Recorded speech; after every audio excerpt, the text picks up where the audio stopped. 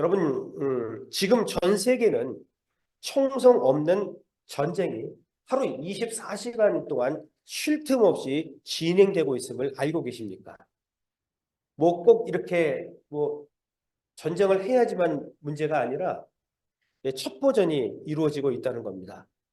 우리가 잘 알고 있는 것처럼 과거에는 여러분 그 뭐 스파이라고 하죠. 뭐 세작이라고도 하고 간첩이라고도 하는데 그들이 참 큰 활약들을 했습니다. 나라를 위해서. 그렇게 그런 일들을 했는데 요즘에는 IT를 이용해서 신호 정보를 수집하는 것이 대세라고 이야기를 합니다. 이렇게 첩보전을 하는 이유는 전쟁을 대비하거나 아니면 전쟁을 준비하는 차원에서 이런 일들을 하는 거겠죠. 요즘 첩보전은요, 적군은 말할 것도 없고, 그리고 우군까지도, 아군까지도 그렇게 촉구를 한다고 합니다. 제가 전에도 한번 뉴스에서 본 적이 있는데, 미국하고 독일하고, 이제 미국이 그 도청하는 것이 걸린 겁니다. 그랬더니 막 독일이 너 어떻게 그럴 수 있느냐 이런 얘기를 했는데 알고 봤더니 독일도 똑같이 그러고 있다는 것이죠. 이제는 피하 식별 없이 적군이든 아군이든 사실은 그렇게 첩보를 하고 있는 그런 상황이라고 합니다. 여러분 혹시 아십니까? 중국의 그 손자병법에 보면은 간첩의 종류를 5가지로 나눴다고 합니다. 첫 번째가 향간. 이 향간은 현지 주민으로 구성된 간첩이래요. 그리고 두 번째가 내간이라는 게 있는데 그건 적국의 관료를 포섭해서 만든 간첩 조직입니다. 세 번째 반간이라는 게 있는데 이것은 이중 간첩입니다. 이중 간첩. 네 번째 사간이라는 게 있는데 이것은 허위 정보를 적에게 유포시키는 거죠. 자, 다섯 번째는 생간이라는 것이 있는데 이것은 직접 본국에서 파견을 한 간첩인데 주기적으로 정기적으로 보고를 해야 한다고 합니다. 한국에도 여러분 이런 첩보전들이 있었음을 알고 계십니까? 고구려 장수왕 때 도림이라고 하는 인물이 있었습니다. 도림은 승려였는데 그는 엄청나게 바둑을 잘 둔 겁니다. 근데요, 그 당시 백제의 계로왕이 바둑을 너무너무 사랑했던 겁니다. 그래서 바둑을 두면서 결국에 가서는 이 도림이 눈안에 들어온 거죠. 그래서 그를 국사로 백제에서 임명을 하고 국정을 좌지우지하게 되는 그런 사람이 된 것입니다. 결국 이 도림이 계로왕을 움직여서 백제의 국력을 쓸데없지만 낭비를 시켰습니다. 그래서 결국 서기 475년도 고구려의 장수왕에게 함락이 되었다고 합니다.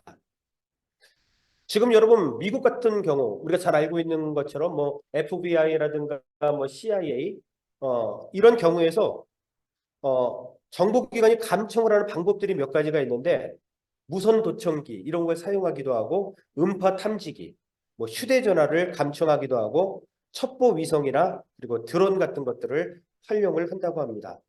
그리고 스마트 TV라든가 아니면 악성 코드 이런 것들을 통해서 첩보를 이제 알아내는 것이죠. 정보를 이렇게 알아내는 겁니다. 자, 왜 이런 말씀들을 드리냐면 오늘 본문의 말씀을 보면은 여러분 그 첩보전의 역사를 보면은 여호수아의 오늘 이 장면이 기록이 되어 있다는 겁니다. 오늘 내용이 어떤 내용입니까? 지금 두 사람의 정탐꾼을 여리고성으로 지금 보내는 장면이 기록이 되어 있습니다. 여러분 장소가 어디죠? 어디에서 지금 보내고 있는 거죠?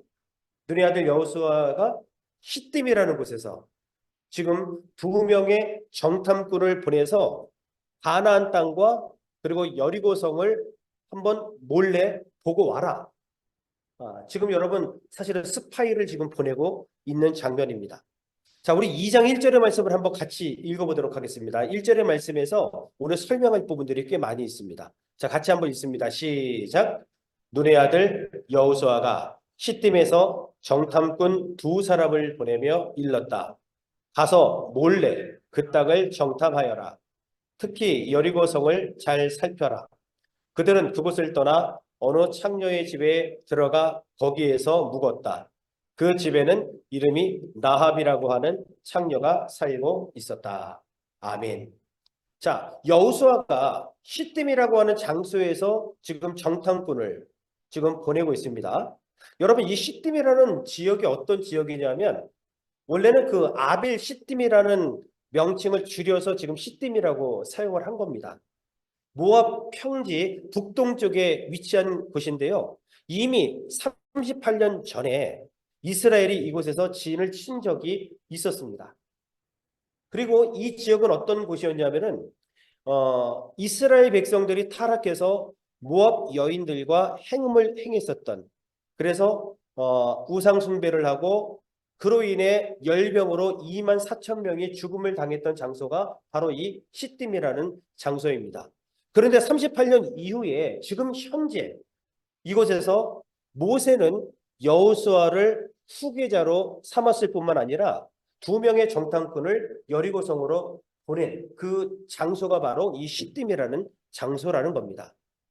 자, 그들이 여러분 여리고성에 들어갔단 말이죠. 자, 첫 번째 가나안의 첫 번째 관문 여리고성에 대해서 잠시 좀 우리가 좀 이야기하도록 하겠습니다. 혹시 여러분 여리고성 가보신 분 계세요? 할렐루야. 뭐 다음에 우리도 뭐 기회가 되면 한번 가보시죠. 뭐 성지순례 참 좋을 것 같은데. 이 여리고는 세계에서 가장 지대가 낮은 지역입니다. 심지어 해저 250m에 있다고 합니다. 바다 아래에 위치한 그러한 지역인 거예요. 세상에서 가장 낮은 도시가 바로 여리고입니다. 그러면서도 또 이 여리고성은 세상에서 가장 오래된 도시 중에 하나라고 합니다.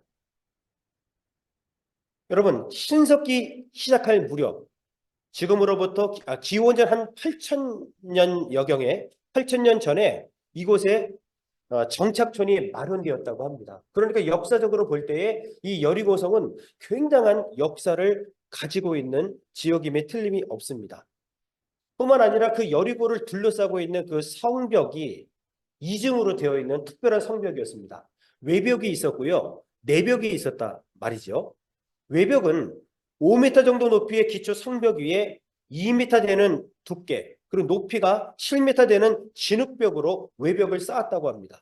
그리고 그 안쪽에 또 내벽을 쌓았는데 지상으로부터 14m가 되는 뚝 위에다가 다시 내성벽의 구조로 또 벽을 쌓은 겁니다. 그러니까 한마디로 여리고성 벽은 난공불락의 성벽. 그러니까 침투하여 넘어뜨리기가, 무너뜨리기가 정말 쉽지 않는 곳이 바로 이 여리고 성벽이었다. 그렇게 우리가 알 수 있습니다. 그리고 분명 그 광야 가운데 있단 말이죠. 이 여리고성이. 근데 그 광야 속에 있으면서도 옛날부터 그곳에 오아시스가 있었던 겁니다. 그래서 길손들의 좋은 휴식처가 될 수 있었습니다. 겨울은 굉장히 따뜻했다고 합니다. 그리고 여름에는 오아시스가 있으니까 많은 사람들이 여행을 하다가 그곳에 와서 하룻밤 자고 이렇게 지나갔던 아주 좋은, 먹을 것도 풍성하고 물도 풍성했던 그 광야 한가운데에 그런 곳이 있었단 말이죠. 아주 축복받은 땅임에 틀림이 없다는 것이죠. 뭐 적박꿀이 흐르는 땅 뭐 이렇게 표현하잖아요. 그 이유가 바로 여기에 있는 겁니다. 여러분, 여호수아가 어쩌면 여리고성을 첫 번째 타겟으로 삼은 이유 중 하나도 따뜻하면서도 먹을거리가 풍부해서 여기에 진지를 마련하여서 그 다음에 가나안 땅을 정복할 수 있는 어떤 그런 상황들이 됐기 때문에 아마도 첫 번째 타겟으로 여리고성을 잡지 않았나 이렇게 보는 분들도 있단 말이죠. 그러니까 전술과 전략 차원에서 그리고 군사 작전 차원에서는 이렇게 보시는 분들이 굉장히 많다는 겁니다. 그러니까 함락하기도 어렵고 그러나 그 안에 너무나도 풍요롭고 좋은 것들이 많은 사람들이 왔다가 또 가는 뭐 이런 지역이 바로 여리고였다는 겁니다. 자, 그런데 오늘 본문 말씀을 보게 되어지면 그곳에 여러분 기생 라합이라는 사람이 살고 있었다 이렇게 얘기를 하고 그 두 스파이가 이스라엘의 스파이가 가나안 땅에 몰래 들어가서 어디로 들어갔어요? 그 기생 라합 집으로 들어갔다. 성경은 그렇게 말씀하고 있습니다. 자, 여러분, 그럼 이 라합에 대해서 한번 우리가 잠깐 또 말씀을 나눠보겠습니다. 라합이라고 하는 이름의 뜻은 넓다, 광활하다 이런 뜻이 있어요. 유다 전승에 보면은 이 라합이 10살 때 기생이 되었다고 합니다. 그런데 외모가 너무 출중했다고 합니다. 그래서 여리고성에 살고 있는 귀족 중에 이 나합을 사랑하지 않는 사람이 없었대요. 그 정도로 외모가 뭐 출중했다고 합니다. 뭐 누구 뭐 황진이 뭐 이 정도 될까요? 뭐 어쨌든 그렇게 여러분 아름다운 여인이었다고 이야기를 합니다. 자, 그런데 그러한 곳에 이제 정탐꾼들이 찾아간 겁니다. 그리고 그 지역 자체, 그 머무르고 있는 그 집 자체가 많은 사람들이 모이고 주막 같은 곳도 있었기 때문에 모든 소문이 그 여리고의 소문이 어디서부터 시작이 되고 어디서부터 마무리가 되냐면 그곳에서 시작이 되고 마무리가 된단 말이죠. 많은 사람들이 와서 이런 얘기 저런 얘기 귀족들도 와서 이런 얘기를 하고 막 그러니까 많은 정보를 얻을 수 있을 뿐만 아니라 더 나아가서 이제 라합은 귀족들을 또 이렇게 만나고 그러니까 아주 고급 정보들을 많이 알고 있었던 것입니다. 자, 그러니 어떤 군사작전 차원에서 보면은 아주 좋은 곳으로 지금 침투한 것에 틀림이 없단 말이죠. 자, 그러나 우리는 여기서 한 발자국 더 나아가서 구원과 믿음이라고 하는 핵심적인 말씀을 함께 나누려고 생각을 합니다. 여러분, 이스라엘은 선민이었습니다. 선민이라는 뜻이 뭐죠? 선택된 민족. 하나님께서 택하여서 택함받은 민족이 이스라엘이었습니다. 근데 그 이스라엘은 이런 어떤 기생, 뭐 이런 직업에 대해서 그들은 상종할 수 없었습니다. 아예 이스라엘 안에는 그런 게 없었고요. 발을 들여 놓아서도 안 되며 이스라엘 차원에서 보면은 구원받을 수 없는 죄인임에 틀림이 없단 말이에요. 그런데 오늘 하나님의 구원은 어디에서부터 출발을 했냐 하면 이곳에서부터 하나님의 구원의 역사는 출발했다는 겁니다. 여러분 그들이 잘 들어갔습니다. 근데 문제가 생겼죠. 그들이 침투했다고 하는 정보가 여리고 왕에게 유출이 된 겁니다. 그래서 여리고 왕은 군사들을 그쪽에 보냅니다. 그래서 라합에게 이야기하죠. 야, 스파이가 너희 집에 들어왔는데 그들을 보내라 이렇게 이야기를 합니다. 이때 라합이 정탐꾼들을 숨겨주고 선의의 거짓말을 하게 되는 모습이 오늘 보면은 나오게 됩니다. 자, 여호수아 2장 4절입니다. 한번 봅시다. 여호수아 2장 4절 시작. 그러나 그 여인은 두 사람을 데려다가 숨겨놓고 이렇게 말하였다. 그 사람들이 저에게로 오기로 했습니다. 그들이 어디서 왔는지 저는 알지 못합니다. 예. 오기는 왔는데 그들이 갔다는 겁니다. 어디로 갔는지 자기는 알지 못한다고 합니다. 그러나 이미 옥상에다가 숨겨 놓았습니다. 지붕에 벌려놓은 3대 속에다가 이 2명의 점탕꾼을 이미 숨겨 놓았다는 겁니다.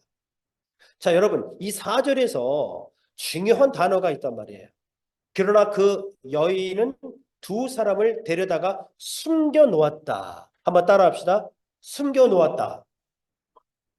아무것도 아닌 것 같지만 이 숨겨 놓았다는 것이 굉장히 중요한 단어란 말이에요. 여러분, 숨겨 놓았다는 것은 뭐냐? 히브리어로 차판이라는 단어인데 이것은 무엇인가를 보호하기 위해서 어떤 것을 숨긴다. 이런 의미가 있어요. 뭔가 보호하기 위해서 숨겼다는 겁니다. 근데 하나님이 주어로 사용될 경우에는 더 아주 확실하게 나타나게 되는데 하나님이 주어가 될 경우에는 인간의 음모와 위험과 위기 중에서 자기 백성을 보호하시는 행위라는 그런 내용으로 함축이 된단 말이에요.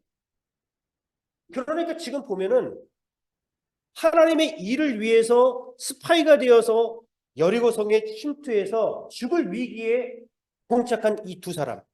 그런데 하나님께서는 그들을 구원하기 위해서 그들을 숨겨서 그들의 생명을 구원하고 있는 모습을 여기서 발견하게 되는 겁니다.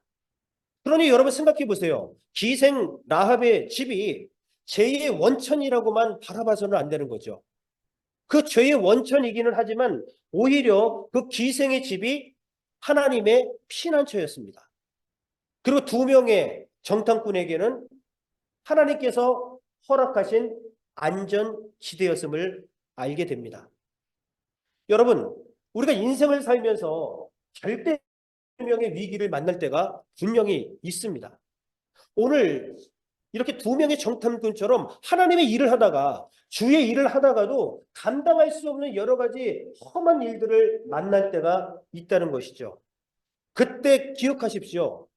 우리 하나님께서 우리의 피난처가 되시고 우리 하나님께서 우리의 피할 바위가 되심을 믿으시기를 주의 이름으로 간절히 축원합니다. 하나님의 구원의 역사는 여러분 죄 가운데 있지만 그 속에서 우리를 건져내시는 것에서부터 출발한다는 사실을 우리는 기억해야 됩니다. 내 상황에 정말 더 나락으로 떨어질 것이 없는 그 상황이 하나님의 구원의 시작임을 우리는 기억해야 한다는 겁니다. 그래서 시편 46편 1절에 보면은 이렇게 말씀하고 있잖아요. 자, 중요한 말씀입니다. 우리 한번 또박또박 한번 읽어봅시다. 시작. 하나님은 우리의 피난처이시며 우리의 힘이시며 어려운 고비마다 우리 곁에 계시는 구원자이시니. 아멘. 여러분 다윗의 삶을 보십시오. 그가 하나님 뜻대로 하나님 의지하면서 평생을 주님을 찾아가면서 살았는데 그의 10년의 삶은 어떤 삶이었습니까? 사울 왕이 죽이려고 쫓아다니는 그러한 절대절명의 위기의 삶을 살았잖아요. 뿐만 아니라 사랑하는 자기 아들 압살롬이 아빠를 죽이려고 쫓아오는 이러한 상황들. 근데 그런 상황 속에서 다윗은 뭐라고 고백하냐? 하나님은 나의 피난처이십니다. 하나님은 나의 힘이 되시고요. 어려운 고비 때마다 하나님은 나의 피할 바위이십니다. 라고 고백했다는 겁니다. 여러분, 하나님의 구원의 역사가 오늘 우리 성도님들의 삶 가운데에 깊이 스며 있기를 주의 이름으로 간절히 축원을 드리겠습니다. 얼마나 주도 면밀한 하나님의 구원의 역사입니까? 여러분, 여리고성에 사실은 많은 지역과 장소가 있지 않았겠습니까? 근데 왜 하필이면 율법적으로도 정말 이 기생이라고 하는 어떤 부분에 대해서는 대면하거나 만나거나 함께해서는 안 되는 그런 상황인데 왜 많은 장소들 가운데에 왜 기생의 집을 하나님께서 원하셨고 그곳으로 두 명의 정탐꾼들을 인도하셨을까요? 그 이유가 있다는 겁니다. 여러분 물론 주막처럼 온 동네 소문이 모이는 곳이기도 했지만 단지 군사적인 목적만 있었던 것은 아니라는 것을 우리는 여기서 깨닫게 됩니다. 그곳에는 죄 많은 라합이라고 하는 여인이 살고 있었습니다. 그런데 하나님의 계획은 그 죄 많은 그 여인 라합을 구원하는 데에 하나님의 계획이 있었음을 우리는 기억해야 합니다.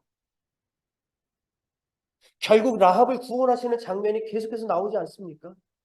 여러분, 신약에 보면 예수님께서 수가성 여인을 구원하기 위해서 굳이 사마리아를 통과하시는 장면을 기억하십니까? 유대인들은 사마리아인들을 여러분 지옥불의 땔감 정도밖에 생각하지 않았습니다. 상종 못할 존재, 그리고 왕 무시하고 같이 있기를 원하지 않았습니다. 그리고 이 수가성 여인은 남편이 5이나 있었던 아주 죄인이었단 말이죠. 그런데 우리 예수님께서는 이 수가성 여인 이 한 사람을 구원하기 위해서 그 사마리아 지방을 경유해 가셨단 말이에요. 뿐만 아니라 여러분 삭개오라고 하는 사람을 아시죠? 그는 세리장이었습니다.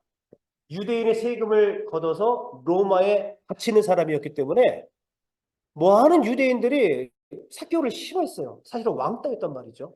그런데 예수님께서 굳이 삭개오가 머무르고 있는 여리고성을 통과해서 가셨습니다. 그냥 통과해서 간 것이 아니죠. 어떤 일들이 벌어졌습니까? 삭개오를 하나님이 부르시고 그에게 구원을 허락하셨다는 거죠. 오늘 하나님께서도 특별히 여리고성 가운데에 왜 기생의 집을 택하셨는가? 기생 라합 그 한 사람을 하나님께서는 구원하시고자 하는 그 계획이 그 안에 분명히 있었던 것입니다. 놀라운 일이죠. 여기서 우리가 발견할 수 있는 것은 여러분 무엇입니까? 하나님의 계획 속에 나라고 하는 한 사람이 계획되어 있음을 여러분 믿으시기를 주의 이름으로 축원합니다. 아멘 안 하시네요. 여러분 노맨입니까? 여러분 다시 한번 말씀을 드립니다. 하나님의 계획 속에 나라고 하는 한 사람에 대한 하나님의 구원 계획이 있음을 믿으시기를 주의 이름으로 축원합니다. 아멘. 우리 앞뒤 좌우에 있는 분들에게 인사하십시오. 그리고 알려주십시오. 당신 한 사람에게도 하나님의 구원의 계획이 있네요. 이렇게 인사해 주십시오. 시작. 당신 한 사람에게도 하나님의 구원의 계획이 있습니다. 아멘. 예. 많고 많은 그리고 수많은 어떤 상황과 일들 속에서도 나 한 사람을 구원하기 위해서 하나님께서는 이런 놀라운 일들을 벌이시는 겁니다. 여리고성에 수많은 사람들이 있지만 그럼에도 불구하고 하나님께서는 이 기생 라합 한 사람을 구원하기 위해서 그들 두 명의 정탐꾼을 그곳에 보내시고 결국에 가서는 그와 그 가정을 여러 번 구원해 내시는 놀라운 하나님의 구원 계획이 있지 않았습니까? 이건 라합에게만 있는 게 아니라 오늘날 이 정 목사에게도 분명히 있는 겁니다. 그리고 우리 이종민, 우리 성도님에게도 있는 것이죠. 우리 모두에게 이토록 하나님은 한 영혼 한 영혼에게 대한 구원의 계획이 분명히 있다는 사실을 우리는 여기서 발견하게 됩니다. 여러분 성도 삶 가운데 뭐 우연이라는 게 있는 것 같습니까? 우연이었는데요. 우연이 있을 수 없는 일입니다. 세밀하신 하나님의 손길만이 있을 뿐입니다. 놀라운 세밀하신 하나님의 구원의 계획만이 우리에게 있을 뿐입니다. 우연히 무엇이 되었다, 우연히 만났다, 여러분 그런 게 없습니다. 우리 조 집사님과 우리 김혜라 집사님 또한 마찬가지 아니겠습니까? 우연히 만나서 결혼한 게 아니겠죠. 하나님께서 지난주 또 이걸로 아주 그냥 한 방 홈런 치셨는데 네. 그만할까요? 네, 우리 김혜라 집사님의 얼굴이 할렐루야. 여러분 그렇습니다. 하나님의 놀라운 구원 계획이 너무 감사하지 않습니까? 우연이 아니라 이미 하나님께서 나를 구원하시기 위해서 이런 모든 상황들을 만드신 거예요. 그리고 하나님의 때가 되면 그 구원의 역사는 반드시 이루어지게 될 것입니다. 사실은 제가 이런 말하기 좀 그렇지만 오늘 이제 저희 교회에 방문해 주신 우리 귀한 분이 계십니다. 저는 그렇게 생각합니다. 2월 9일 날 다시 이제 한국으로 돌아가시는데 이제 2주 정도밖에 안 남았는데 많은 교회 가운데서 특별히 오늘 또 이렇게 한 주 우리 교회에 오게 된 것도 어쩌다 우연이 아니라는 것이죠. 하나님의 계획이 그 속에 분명히 있다는 것들을 우리는 오늘 말씀을 통해서 깨닫게 됩니다. 자, 그러면 이 라합은 도대체 어떤 사람이었기 때문에 하나님께서 이렇게 지대한 관심을 가지고 있었는가? 여러분, 성경은 라합이 두 명의 정탐꾼들을 숨겨준 것을 믿음이라고 이야기를 하더라고요. 뭐라고요? 믿음이라고 이야기를 하더라고요. 예. 자, 그뿐만 아니라 오늘 성경 말씀을 보시면 라합은 하나님께서 이스라엘에게 이 가나안 땅을 이미 주실 것을 믿었다고 이야기를 하고 있어요. 뿐만 아니라 하나님을 하늘의 하나님 그리고 이 땅의 하나님으로 그는 이미 인정하고 믿고 있었다는 것이죠. 그의 삶은 기생의 삶이었지만 그렇지만 그에게는 무엇이 있었어요? 믿음이 있었던 거예요. 이게 놀라운 진리예요. 자, 우리 한번 성경을 통해서 한번 그 근거를 찾아봅시다. 자, 시브리서 11장 31절입니다. 자, 같이 한번 읽어봅시다. 시작. 믿음으로 상녀 라합은 정탐꾼들을 호의로 영접해 주어서 순종하지 않은 사람들과 함께 망하지 아니하였습니다. 아멘. 여러분, 믿음으로 라합은 이런 행동을 했다고 지금 히브리서 기자가 그렇게 이야기를 하고 있습니다. 정탐꾼들을 살려서 돌려보는 이 행위는 믿음의 행위였다라고 지금 하나님께서는 그렇게 인정을 하신 겁니다. 그러니 그는 지금 그의 직업은 그러했지만 그에게는 믿음이 있었던 겁니다. 자, 야고보서 2장 25절도 한번 봅시다. 시브리서는 믿음장이죠. 그리고 야고보서는 행함장입니다. 자, 한번 봅시다. 시작. 창녀 라합도 정탐꾼들을 접대하여 다른 길로 내보내서 행함으로 의롭게 된 것이 아닙니까? 아멘. 여러분, 내가 믿습니다. 입술로 고백한다고 그게 믿음입니까? 아니죠. 진정한 믿음은 내가 믿습니다라고 했을 때 뭐가 뒤따르죠? 우리의 행함이 뒤따른단 말이죠. 네. 이게 진정한 믿음인 거예요. 그 지금 야고보도 그렇게 고백하고 있는 겁니다.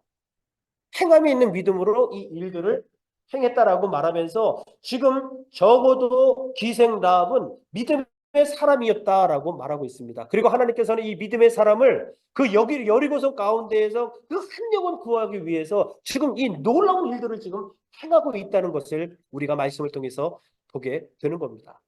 그러니 여러분 결론은 무엇일까요? 지금 기생 라합이 구원받은 것은 결국 믿음으로 말미암아 구원받게 된 줄로 믿습니다. 상천하지 하나님을 믿었기 때문에 이 일들이 이루어진 겁니다. 이 여리고성을 하나님께서 이스라엘에게 주셨다는 사실을 믿었기 때문에 이 일들이 이루어진 겁니다. 물론 여리고성 입장에서 보면은 매국노 아닙니까, 여러분? 아니, 같이 살아가는 한 동네 사람들이 말이죠. 어떻게 이렇게 할 수 있느냐? 매국노란 말이죠. 그러나 다른 문제입니다. 믿음의 시각으로 봤을 때는 완전히 다른 문제라는 것이죠. 여러분, 이 행위가 얼마나 믿음의 행위인지 중요하냐면, 자, 마태복음 1장 5절의 말씀을 한번 결론적으로 봅시다. 마태복음 1장 5절, 시작. 살몬은 라합에게서 보아스를 낳고, 보아스는 룰에게서 오벳을 낳고, 오벳은 이세를 낳고, 아멘. 지금 예수님의 족보예요, 여러분. 예수님의 족보. 와, 그 예수님의 족보에 누가 들어가 있어요? 라합이 들어가 있습니다. 있을 수 있는 얘기입니까? 예수님의 족보는 뭐 여러분 우리가 봤을 때는 아주 거룩하고 무언가 하자 없는 것들로 가득 차야 될 것인데 지금 기생 라합이 들어가 있단 말이죠. 여러분, 하나님의 구원의 핵심은 우리 어떤 겉모습이 어떠냐 이게 중요한 것이 아닙니다. 우리 신분이 중요한 게 아닙니다. 우리 혈통이 중요한 것이 아닙니다. 우리가 얼마나 지식을 많이 가지고 있고 내 재산이 얼마나 많고 내가 얼마나 건강한지 거기에 달려 있는 게 아니라는 거예요. 오직 하나님의 구원은 예수 그리스도를 믿을 때 하나님을 믿고 신뢰할 때 그것이 바로 구원의 근거가 된다는 사실. 그리고 그 구원을 위하여 우리가 믿음으로 사는 것이 얼마나 중요한지 오늘 이야기하고 있는 것입니다. 자, 우리 성도님들께 제가 질문을 던지겠습니다. 사랑하는 성도 여러분, 구원 받으셨습니까? 부담스러우십니까? 자, 오직 믿음으로 말미암아 구원 받았음을 확신하십니까? 얘기했잖아요. 여러분 능력으로 구원받은 거 아니라고요. 우리 능력으로 구원받은 거였다면 우린 구원받을 사람이 여기 하나도 없는 겁니다. 안 그러겠어요, 여러분? 각자를 한번 이렇게 좀 세밀하게 한번 살펴보십시오. 제가 아무리 뜯어봐도요, 제가 저를 뜯어봐도요, 구원받을 만한 뭐가 아무것도 없어요, 저는요. 예? 그럼에도 불구하고 이렇게 목회자로 세워주시고 하나님께서 나를 구원해 주신 것은 이게 하나님의 은혜인 거예요. 하나님의 은혜. 여러분 동의하십니까? 우리 성도님들도 여러분들의 행위로 구원받은 것이 아닙니다. 그래서 에베소서 2장 8절 9절에 뭐라고 나와 있습니까? 너희가 믿음으로 말미암아 구원을 얻었나니 이것이 너희에게서 나온 것이 아니요 하나님의 선물이라. 행위에서 난 것이 아니니 이는 누구도 자랑치 못하게 함입니다. 아멘. 우리의 구원은 나와 전혀 상관이 없는 겁니다. 오직 하나님 편에서 하나님의 은혜로 주셨기 때문에 우리는 그저 그 구원에 감사하고 감격하며 그 구원을 근거로 해서 믿음으로 살 뿐입니다. 오늘 여호수아 2장 1절에서 7절의 말씀을 통해서 여러분 우리는 무엇을 발견했습니까? 요즘에 이렇게 그 첩보전이 대단해? 그게 주가 아니란 말이죠. 우리는 이 속에서 하나님의 구원과 하나님의 믿음을 발견할 수 있습니다. 자, 우리 옆 사람하고 다시 한번 인사하겠습니다. 당신은 구원 받으셨습니다 하고 확실하게 눈을 바라보고 말씀해 주십시오. 시작.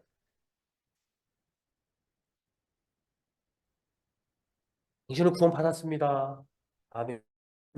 눈길을 피하지 마세요. 그리고 여러분 확신하십시오. 그리고 이제 이번 한 주간 어떻게 살겠습니까? 이 구원의 기쁨, 이 구원의 감격을 가지고 여러분 살아가는 저와 여러분들이 되시기를 주의 이름으로 간절히 축원을 드리겠습니다.